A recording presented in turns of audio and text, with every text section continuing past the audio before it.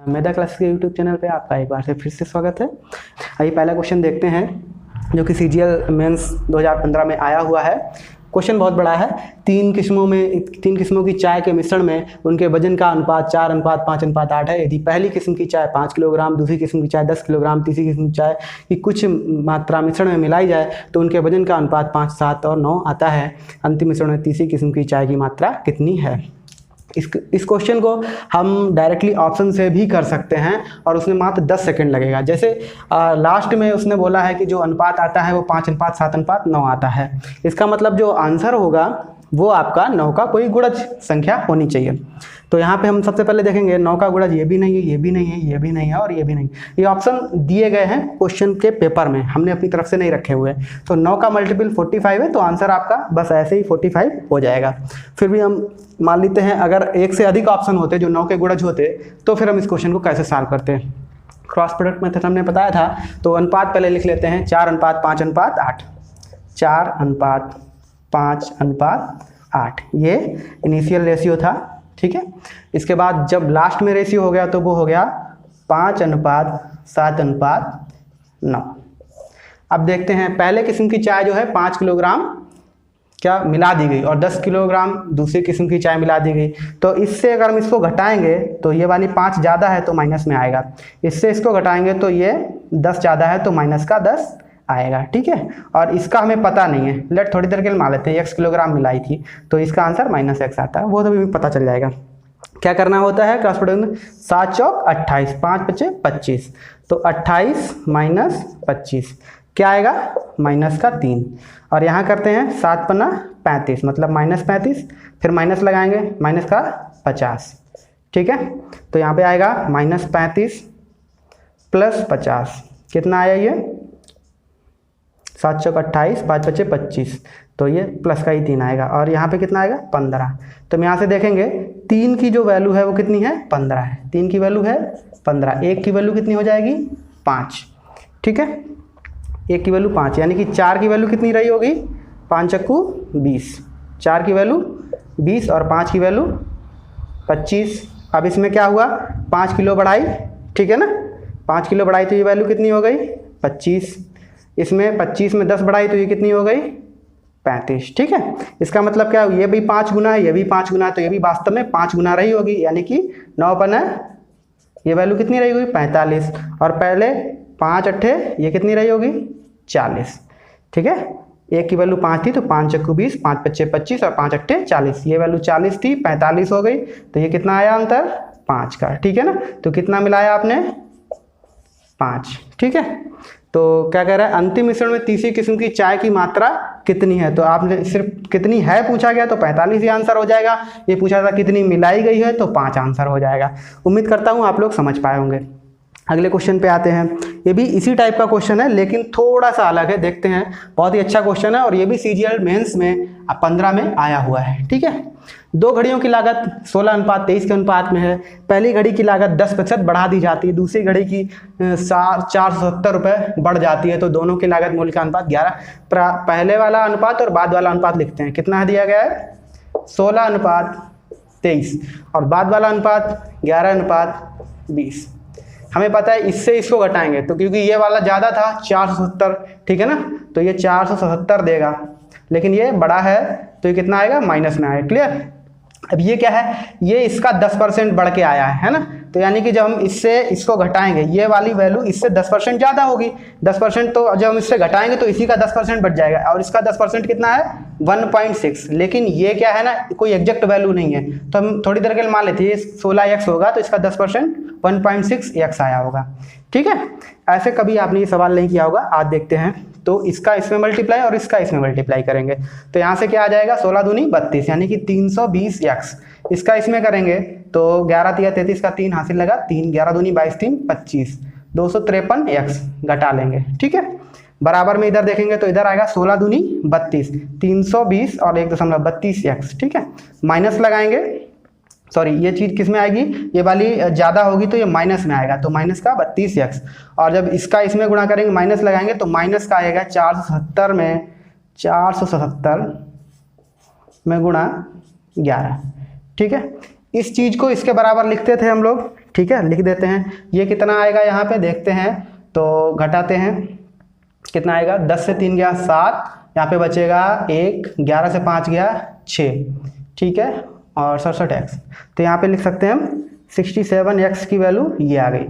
तो अब हम इसको इधर ले आते हैं, तो ये आएगा, इधर आके जुड़ जाएगा, 7 2 9 और 6 3 9, 99x की वैल्यू कितनी आ जाएगी, माइनस माइनस प्लस 477 में गुणा 11, काट देते हैं, 11 नेमा 99, 9 से इसको काटेंगे, क्या कटेगा, 7 7 14 4 बिल्कुल कट जाएगा, 9 पन्ना 45 और कितना बचेगा, 2 9 तिया 27, x की वैल्यू आ गई 53। पूछा गया दूसरी घड़ी की प्रारंभिक लागत, ठीक है, तो दूसरी घड़ी की प्रारंभिक लागत ये यहाँ पे 23 और x माना था आपने, तो प्रारंभिक लागत 23x की वैल्यू कितनी हो जाएगी, 23 में गुणा 53, ठीक है, 23x की वैल्यू 53। तो आपका आंसर क्या हो जाएगा, इकाई का अंक 9 वाला ऑप्शन हो जाएगा, यानी कि 1219। अब एक और तरीका हो सकता है इस सवाल को करने का, अगर आप थोड़ा सा ध्यान दें तो हमारा जो प्रारंभिक मात्रा उसने दे रखी थी 16:23 में दे रखी थी, यानी कि जो भी आंसर होगा इसमें 23 का गुणज होगा, तो आपको 23 का गुणज देखना चाहिए, देखेंगे तो डायरेक्ट ऑप्शन से यही वाला आपका ऑप्शन मिलेगा। ये भी एक तरीका हो सकता है, लेकिन आपको ये तरीका आना चाहिए। 80% अम्ल और शेष जल है, अम्ल तथा जल का अनुपात 4:3 करने के लिए मिश्रण का कितना भाग निकालकर उतना ही जल मिला दिया जाए, ठीक है। अब क्या करना है इसमें, 80%, तो अनुपात में लाना है, तो आपको पता है 80% का मतलब होता है 1/100, 1 0 से 1 0, 2 चक्कू 8 और 2 पंचे 10, मतलब 4/5। आप समझिए 4/5 भाग क्या है, अम्ल है, और शेष भाग बचा कितना होगा, आप अगर 1 से इसको घटाएंगे तो आप 1/5, मतलब टोटल पार्ट होता है 1, तो अगर आप इन दोनों को जोड़ेंगे तो टोटल 1 आ जाएगा, 5/5, ठीक है। तो इतना तो आपको परसेंटेज में सीखने को मिलेगा। तो मतलब अब 4/5 भाग ये है, कौन है, अम्ल है, और बाकी ये जल है। तो अम्ल और जल का अगर आप अनुपात देखेंगे तो कितना है, 4:1। तो यहाँ पे हम लिखेंगे अम्ल तथा जल का अनुपात कितना है, 4:1। फिर क्या बोला है, अम्ल तथा जल का अनुपात कितना करना है, 4:3 करना है। तो कितना करना है, 4:3 करना है। तो उसने पूछा है कि कितना भाग निकालकर उतना ही जल मिला दिया जाए। तो आप समझिए कि जब इससे ये पहले वाला अनुपात है, इससे जब हम कोई चीज़ निकाल लेंगे तो अनुपात बदलेगा, बिल्कुल नहीं बदलेगा। हाँ, टोटल वैल्यू जरूर कुछ कम हो जाएगी। तो यहाँ पे टोटल वैल्यू आप देखेंगे 4 1 5। जब हम वही पार्ट ले जा करके फिर मिला देंगे तो ये जैसे ए पार्ट था अम्ल, और ये अम्ल है, और ये क्या है, जल है। जब हमने वापस मिलाया, क्या जल मिलाया, तो ये वाली वैल्यू तो कुछ बढ़ जाएगी, लेकिन ये वाली वैल्यू वही बनी रहेगी, और टोटल पार्ट भी बढ़ जाएगा। तो टोटल आपने देखा कितना हो रहा है, 4 और 3 7। और क्या ये वाली वैल्यू बदली, नहीं बदली। अगर बदली होती तो हम इसको बराबर करते हैं, वो हम पिछले पार्ट में सीख चुके हैं। तो फिलहाल ये बदला भी नहीं है और ये चीज़ बढ़ भी गई है। तो कितना बड़ा है, 2। टोटल वैल्यू जो आपकी पहले मिश्रण में थी, जो निकालने के बाद कम हो गई थी, अब पुनः वापस आ गई, तो टोटल आप वैल्यू कितनी रही होगी आपकी, पहले 7। जितना मिलाया, कितना मिलाया, 2 मिलाया, यानी कि जब 2 मिलाया है तो 2 ही निकाला होगा। तो उसने हमसे पूछा है कितना भाग निकाला होगा, तो आप कहेंगे 2 निकाला था, टोटल कितना रहा था पहले, 7। तो कितना भाग निकाल करके मिलाया, सिर्फ 2/7 भाग, ठीक है। अगले क्वेश्चन पे आते हैं। एक मिश्रण में ए तथा बी का 7:5 के अनुपात में है, यानी कि पहले अनुपात क्या था, 7:5, इनिशियल रेशियो, ठीक है। 9 लीटर मिश्रण निकालने के बाद में उतना ही द्रव बी डाल दिया जाता है, तो ए तथा बी का अनुपात 1:1 हो जाता है। आप समझिए ये अनुपात कितना हो गया, 1:1। मिलाया क्या, ये ए था और ये बी था, बी मिलाया गया तो बी की वैल्यू बढ़ेगी या घटेगी, बढ़ेगी, सही बात है। लेकिन ए तो सेम रहेगा ना, इस बार सेम नहीं है, तो सेम करना पड़ेगा। तो कितना करना पड़ेगा, 7। तो 1 और 7 का एलसीएम तो 7 ही हो जाए, तो यानी हम इसमें अगर हम 7 का गुणा कर दें तो ये कितना हो जाएगा, 7:7। तो प्रारंभिक जो वैल्यू रही होगी वो मिलाने के बाद पुनः वापस आ जाएगी, यानी कि प्रारंभ में वैल्यू कितनी रही होगी, 14। निकालने के बाद कितनी बची थी, 7 5 12। इसका मतलब क्या हो गया कि 2 भाग आपने निकाल लिया था, तो वही 2 भाग बढ़ेगा। कितना बढ़ा? 2। इसका मतलब क्या हो गया, आपने कितनी मात्रा निकाली थी टोटल की? 2/14 भाग। ठीक है, 2/14 भाग आपने निकाल लिया था। तो किसी मिश्रण का 2/14 भाग, वो कह रहा है कितना निकाला था? 9 लीटर। ठीक है, तो 2/14 भाग आपको कितना दिया है? 9 लीटर। अगर आप यहाँ से काटेंगे 2 एकम तो 2 सत्ते 14, 7 का गुणा इधर हो जाएगा, तो 1 की वैल्यू हो जाएगी 7 निमा 63। यानी कि पहले पूरा विलयन जो था, मिश्रण था, वो कितना था? 63 लीटर था, क्योंकि ये लीटर में है तो ये 63 लीटर था। लेकिन आपसे पूछा क्या गया है, बर्तन में एक ही मात्रा। तो पहले आप देखेंगे अनुपात कितना था? 7:5, यानी ए की वैल्यू देखेंगे तो 7 थी। टोटल कितना था? 7 + 5 यानी कि 12। तो पहले जो ए का भाग था वो कितना था? 7/12। टोटल मिश्रण का देखेंगे तो टोटल मिश्रण कितना था? 63 लीटर। तो अगर वैल्यू लीटर में देखें तो ये हो जाएगा, काट देंगे, 3 चक्कू 12, 3 दूना 6, 3 एकम 3, तो 7 एकम 7, 7 दूनी 14, 147/4। भाग देंगे तो कितना आएगा? 4 तियो 12, 2 बचेगा, 4 छंगा 24, कितना बचेगा? 3, 36 सही 3/4 लीटर। पे आते हैं, बिल्कुल सेम क्वेश्चन है, हम आपकी प्रैक्टिस भी कराए दे रहे हैं इस तरीके को आप, ताकि दोबारा ना भूलें। एक बर्तन में ए तथा बी का अनुपात 4:1 है, यानी इनिशियल रेशियो आपको दे रखा है 4:1। 10 लीटर मिश्रण निकालकर उतना ही द्रव बी डालने पर यह अनुपात 2:3 हो गया। ठीक है, तो बाद में अनुपात हो गया 2:3। बर्तन में द्रव ए की प्रारंभिक मात्रा कितनी थी? अगर ये ए है और ये बी है। अब प्रारंभिक मात्रा तो आप बी द्रव मिला रहे हैं तो ए दोनों में सेम रहना चाहिए, यानी ये भी 4 है और ये 2 है, तो इन दोनों का एलसीएम कितना हो जाएगा? 4 हो जाएगा। तो 4 करने के लिए इसमें हमें क्या करना पड़ेगा? 2 का गुणा, तो ये अनुपात बन जाएगा 4:6। तो आप देख पा रहे होंगे ये चीज़ तो बराबर हो गई, ठीक है, और ये बढ़ जाएगी कुछ, तो ये कितना बढ़ रहा है अनुपात में देखेंगे तो 5 बढ़ रहा है। ठीक है, कितना बढ़ा है अनुपात में? 5। और टोटल प्रारंभिक मात्रा बराबर कहाँ पे हो जाएगी? निकाला उतना ही मिला दिया, तो प्रारंभिक मात्रा 6 4 10 रही होगी। बाद में निकालने के बाद कितनी बची होगी? 4 + 1 5, तो ये 5 आपका जब मिलाया आपने तो बढ़ गया। तो उसने पूछा ए की प्रारंभिक मात्रा आपसे पूछी है और निकाला कितना था? 10 लीटर मिश्रण निकालकर उतना ही डाल दिया, तो 5 की वैल्यू बोल रहा है 10। 5 की वैल्यू कितनी बोल रहा है? 10। तो 1 की वैल्यू कितनी रही होगी? 2। तो मिश्रण की प्रारंभिक मात्रा आप देख पा रहे होंगे, मिश्रण की प्रारंभिक मात्रा कितनी रही है? यहाँ से देखेंगे 10, पूरा मिश्रण कितना रहा होगा? 10, तो 10 की वैल्यू कितनी रही होगी? 20 लीटर। यानी कि कुल प्रारंभ मिश्रण आपके पास 20 लीटर था। अगर इतना पूछा जाए कुल मिश्रण कितना था तो 20 लीटर। फिर उसने पूछा है ए की कितनी मात्रा थी, तो ए और बी का अनुपात प्रारंभ में कितना था? 4:1, यानी 4:1। तो मतलब ए कितना था? 4। टोटल वैल्यू कितनी थी? 5। तो ए की जो प्रारंभिक मात्रा कितनी थी? 4/5। टोटल वैल्यू कितनी थी? 20। तो यहाँ से काट देंगे, 5 चक्कू 20, 4 चक्कू 16। इसका मतलब प्रारंभ में आपके पास जो ए की मात्रा थी मिश्रण में वो कितनी थी? 16 लीटर। उम्मीद करता हूँ समझ पाए होंगे। सेम क्वेश्चन अगले फिर एक और प्रैक्टिस कर लेते हैं थोड़ी सी। एक बर्तन में ए और बी 7:5 के अनुपात में है। 9 लीटर मिश्रण निकाल करके, तो ए और बी का अनुपात कितना है? 7:5। 9 लीटर मिश्रण निकाला, उसमें फिर से बी भर दिया, तो ये अनुपात हो गया 7:9। तो आप देख रहे हो पूरा मिश्रण कहाँ पे हमको वापस मिल गया?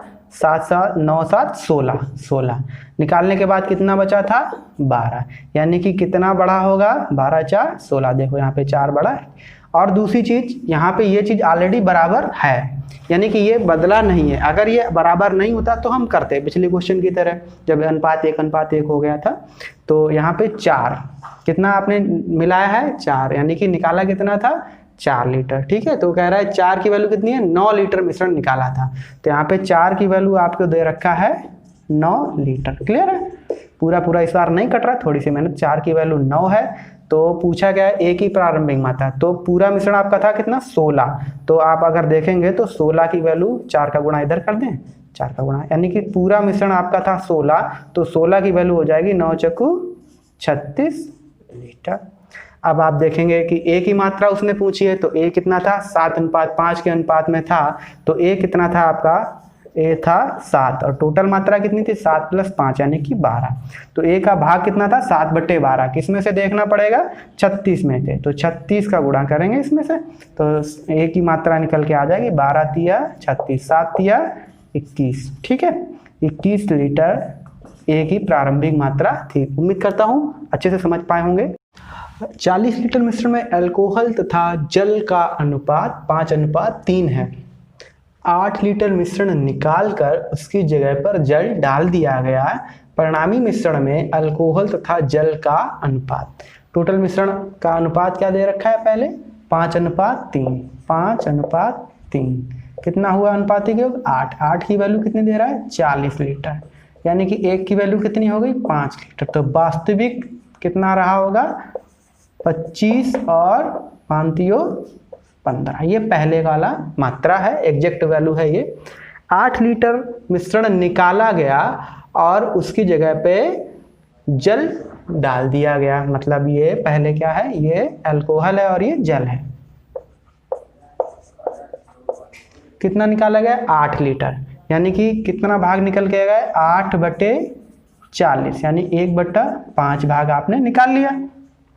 तो जो चीज सबका 1/5 भाग चला जाएगा, तो इसका जब 1/5 भाग चला जाएगा तो आप देखेंगे 5 लीटर चला जाएगा। तो जब ये 5 लीटर इसका चला गया तो ये वाली वैल्यू कितनी बची होगी 20 लीटर, ठीक है। और पुनः जो है जल उसमें मिला दिया गया, तो टोटल वैल्यू कितनी रहेगी, टोटल तो वापस 40 लीटर ही बन जाएगा ना। तो जब 20 लीटर ये फिक्स है तो ये कितना हो जाएगा बताएं जरा, 20 लीटर हो जाएगा। तो 20:20 में ये दोनों चीजें हो जाएंगी, तो अनुपात क्या बनेगा इसका 1:1, ठीक है। 1:1 आपका आंसर हो जाएगा। स्टूडेंट्स एक बार फिर देखते हैं, टोटल मिश्रण था 40 लीटर और उसमें से 8 लीटर मिश्रण निकाल लिया गया, यानी कि 8/40 भाग आपने निकाल लिया। इसको हम कह सकते हैं कि 8 एकम 8 और 8/40, 1/5 भाग आपने निकाल लिया।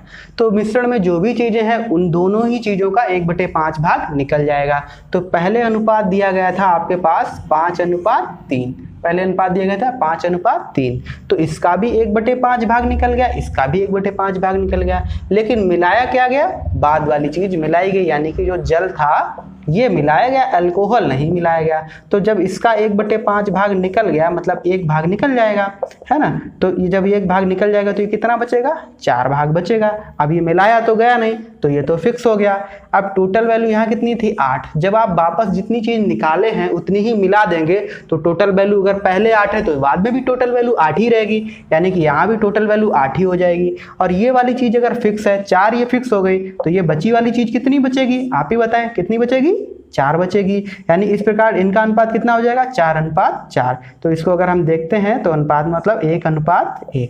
तो इस प्रकार और भी ज़्यादा आसानी से आप इसी क्वेश्चन को सॉल्व कर सकते हैं। आते हैं, एक बर्तन में दूध और पानी 3:1 के अनुपात में है, अनुपात कितना हो गया 3:1।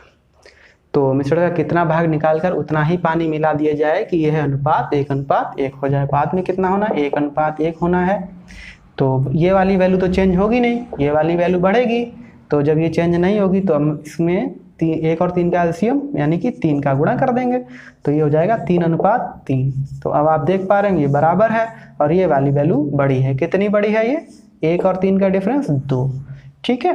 तो 2 बड़ी है और टोटल मात्रा पहले कितनी रही होगी 3 और 3 6। तो कितना भाग आपने निकाला 2, कितने में से 6 में से।